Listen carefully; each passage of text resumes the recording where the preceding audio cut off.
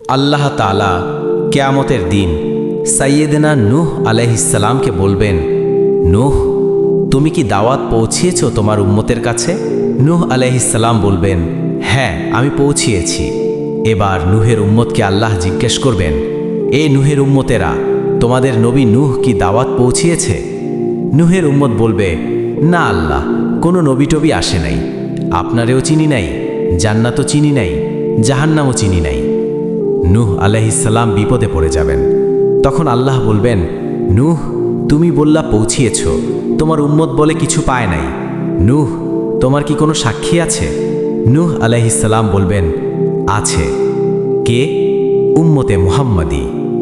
তখন আমরা বলবো, আল্লাহ, আল্লাহর নবী নূহ আলাইহিসসালাম তিনি যা যা বলেছেন ঠিক তা তা তার উম্মতের কাছে পৌঁছে দিয়েছে। এবার নূহের উম্মতের সাথে আমাদের ঝগড়া লাগবে। তারা বলবে, তোমরা আসছো আমাদের হাজার হাজার বছর পরে, তোমরা কি করে জানলা? তোমাদের সাক্ষী ধর্তব্য হবে না।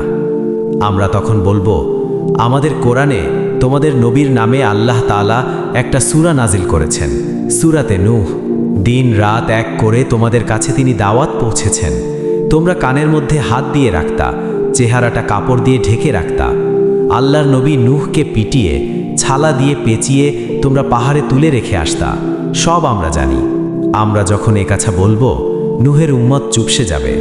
তখন আমরা সত্য বলেছি কিনা এটা আল্লাহ তাআলা জানতে চাইবেন বিশ্ব নবীর কাছে। তখন বিশ্ব নবী আমাদের পক্ষে সাক্ষী দিবেন, আওয়াজ করে বলেন, আল্লাহু আকবার। এজন্য আল্লাহ বলেন, নবী, আপনি হচ্ছেন সাক্ষ্যদাতা, সব নবীদের উপর আপনি হবেন সাক্ষী। তার মানে, নবী গো, কিয়ামতের কঠিন ময়দানে আপনি হবেন রাজ সাক্ষী।